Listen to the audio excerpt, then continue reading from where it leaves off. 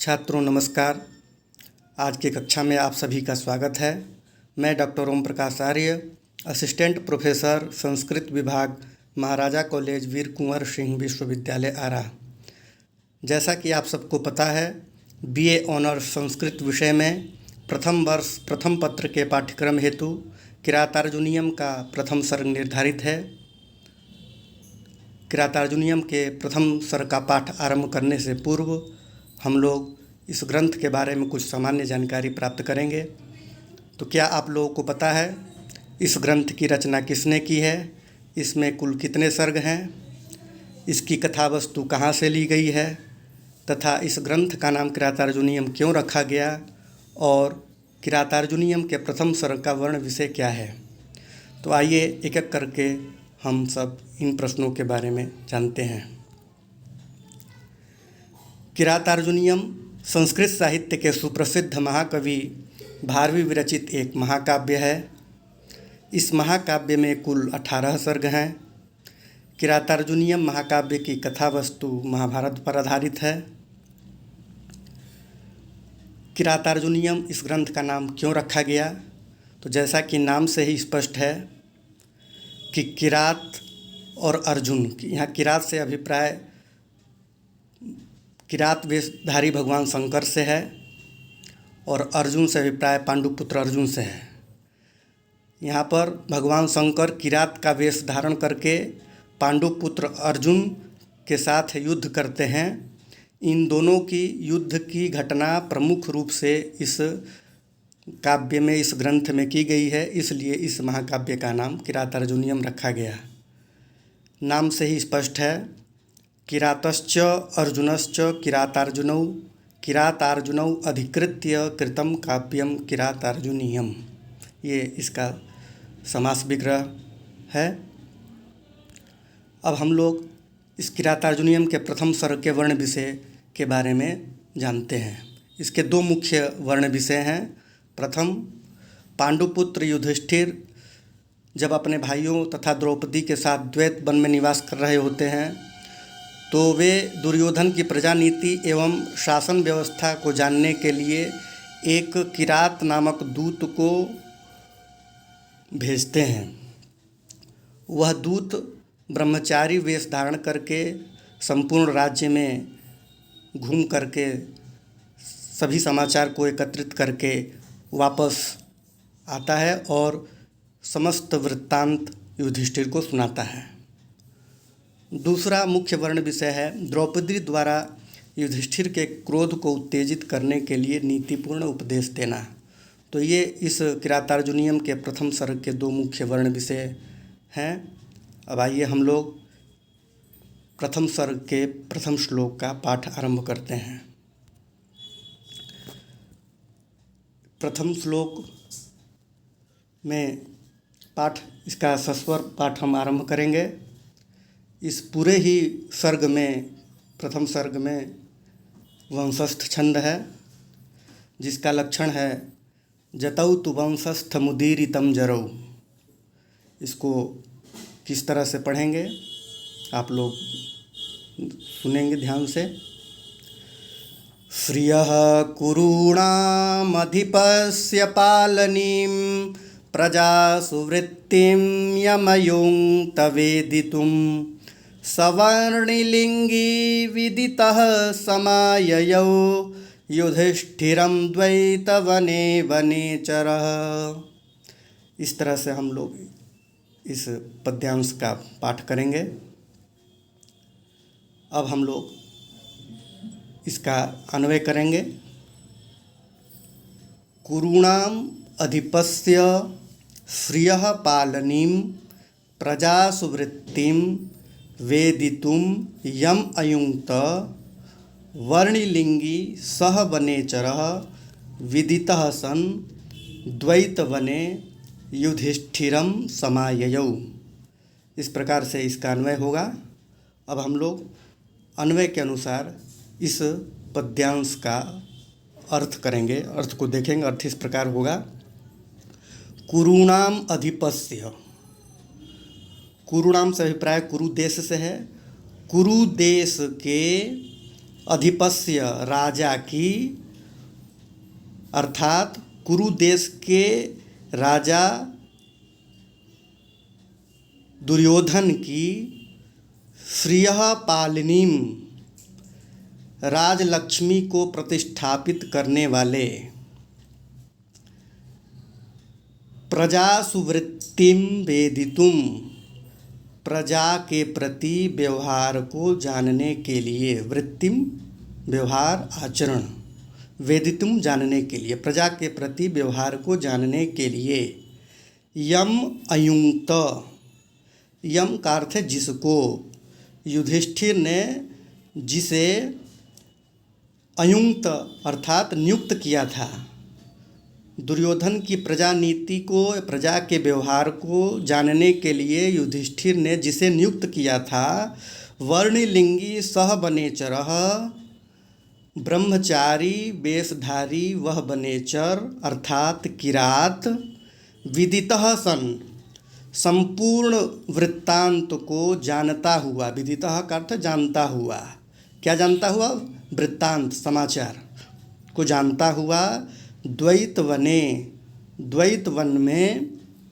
युधिष्ठिरम समाययौ, युधिष्ठिर के पास, समाययौ का अर्थ है वापस आ गया। तो यह इसका अन्वय के अनुसार अर्थ हुआ। अब हम इसका भावार्थ देखेंगे। भावार्थ होगा, द्वैत वन में निवास करते हुए युधिष्ठिर ने जिस बनेचर को दुर्योधन की प्रजा नीति का भेद जानने के लिए भेजा था, वह बनेचर संपूर्ण वृत्तांत जानकर वापस आ गया।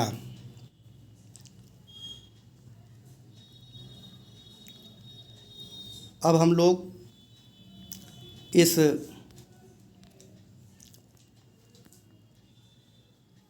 पद्य में आए हुए जो पद हैं, उन पदों की प्रकृति प्रत्यय को समझते हैं। प्रथम पद है श्रियः। श्रियः का अर्थ होता है संपत्ति या राजलक्ष्मी। यहाँ आरंभ में श्री शब्द का प्रयोग मंगल के लिए भी किया गया है। लक्ष्मी पद्मालया पद्मा कमला श्रीहरि प्रिया, ऐसा अमर कोश में भी वर्णन आता है। कुरूणाम अधिपस्य, कुरु जनपद के स्वामी अर्थात दुर्योधन की, देशवाचक शब्द का प्रयोग बहुवचन में किया जाता है, इसलिए यहाँ पर कुरु शब्द में बहुवचन का प्रयोग करके कुरूणाम का प्रयोग किया गया है। कुरूणाम निवासो जनपदः तेषाम कुरूणाम, कुरु शब्द से अण प्रत्यय करेंगे और जनपदे लुप पाणिनीय सूत्र से उसका लुप हो जाएगा। अण का लूप युक्तवद व्यक्ति वचने सूत्र से कुरु शब्द में बहुवचन होगा और से षष्ठी से उसमें षष्ठी विभक्ति होगा। अगला पद है अधिपः। अधिपाति इति अधिपः, तस्य अधिपस्य, अधि उपसर्ग पूर्वक पा धातु से कर्ता के अर्थ में आतश्चोपसर्गे सूत्र से क प्रत्यय होगा। अगला पद है पालनीम, का अर्थ है पालन करने वाली, प्रतिष्ठापित करने वाली। वृत्तिम शब्द का विशेषण है। पाल्यते अनया इति पालिनी, ताम पालनीम, पाल धातु से ल्युट प्रत्यय करण के अर्थ में करेंगे तो पालन शब्द बनेगा और स्त्रीलिंग में ङी प्रत्यय करके पालनी शब्द का निर्माण होगा। करणाधिकरणयोश्च से करण के अर्थ में यहाँ पर ल्युट प्रत्यय हुआ है। प्रजासु वृत्तिम, प्रजाओं पर व्यवहार अथवा प्रजा के प्रति व्यवहार आचरण। प्रकर्षेण जायन्ते इति प्रजाः, तासु प्रजासु, प्र उपसर्ग पूर्वक जन धातु से ड प्रत्यय करेंगे और स्त्रीलिंग में टाप प्रत्यय करके प्रजा शब्द का निर्माण होगा और सप्तमी बहुवचन में प्रजासु शब्द बनेगा। वृत्तिम व्यवहार, वर्तते अनया इति वृत्ति, वृत्त धातु से कितिन प्रत्यय करण अर्थ में होगा। प्रजासु वृत्तिम, प्रजा के प्रति उत्तम व्यवहार, यह अर्थ भी हम इसका कर सकते हैं। यम अयुक्त, यम अयुक्त मतलब जिसे नियुक्त किया गया था। यहाँ पर युज धातु से लंग लकार में प्रथम पुरुष एक वचन में अयुंक्त शब्द बनता है। वेदितुम का अर्थ है जानने के लिए। विद धातु से तुमुन प्रत्यय करेंगे क्रियार्थायाम क्रियायाम तुमुन सूत्र से। वर्णिलिंगी का अर्थ होता है ब्रह्मचारी वेशधारी। वर्णः ब्रह्मचर्यम अस्यास्तीति वर्णी। वर्णिनः लिंगम वर्णिलिंगम षष्ठी तत्पुरुष। वर्णिलिंगम अस्य अस्ति इति वर्णिलिंगी, जिसका चिन्ह या वेश ब्रह्मचारी का हो। वर्णी शब्द की निष्पत्ति होगी वर्ण शब्द से इनी प्रत्यय करेंगे तो वर्णी शब्द बनेगा, और लिंगी लिंग शब्द से इनी प्रत्यय करके लिंगी बनेगा। वर्णात् ब्रह्मचारिणी सूत्र से वर्णी में इनी प्रत्यय होगा। विदितः का अर्थ है ज्ञान संपन्न होकर या वृत्तांत को जानकर।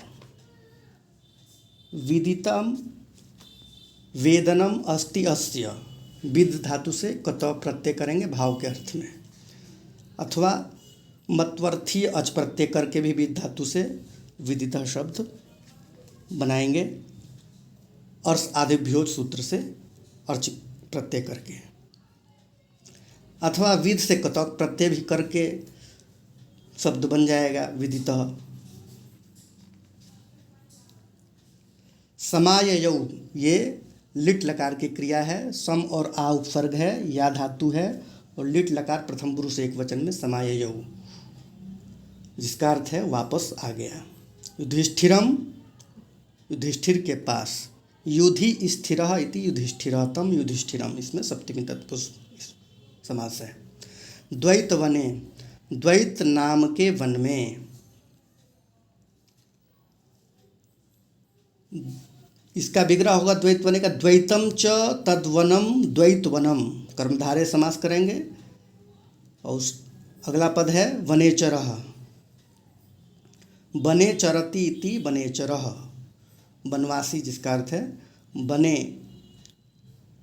उपपद में रहते हुए चर धातु से टप प्रत्यय कर्ता अर्थ में करेंगे। और चरिष्ठः सूत्र से तत्पुरुषे कृति बहुलम सूत्र से सप्तमी भक्ति का लोप यहाँ पर नहीं होगा, अलुक तत्पुरुष समास होगा। तो ये इस पद्यांश में आए हुए पदों का हमने इस प्रकार से प्रकृति प्रत्यय को, समास आदि विग्रह को जाना। इस महाकाव्य में महाकाव्य के लक्षण का पालन करते हुए प्रथम पद्य में ही कथा वस्तु का निर्देश किया गया है। वनवासी किरात का उल्लेख करके आगे उपस्थित होने वाले किरात वेशधारी शिव का भी संकेत इस पद्य में किया गया है। आरंभ का श्रेय शब्द मंगलवाची है। बने बनेचरः में बने स्वर व्यंजन समूह की एक बार आवृत्ति होने से छे का अनुप्रास अलंकार है, जिसका लक्षण है वर्ण साम्यम अनुप्रासः छेक वृत्तिगतो द्विधा सो अनेकस्य सकृत पूर्वः। जैसा कि मैंने आप लोगों को पहले बताया कि इस सर्ग में वंशस्थ छंद है, जिसका लक्षण है जतौ तु वंशस्थ मुदीरितम जरौ, अर्थात जिसके प्रत्येक चरण में जगण तगण जगण रगण होते हैं। जगण में मध्य गुरु, तगण में अंत लघु और रगण में मध्य लघु होता है। इस प्रकार से हम लोगों ने कुछ बातें इस प्रथम पद्य के बारे में जानकारी प्राप्त की। आज का पाठ हम लोग यहीं पर समाप्त करेंगे। पुनः अगले दिन अगले श्लोक के साथ आपसे मुलाकात होगी। तब तक के लिए धन्यवाद।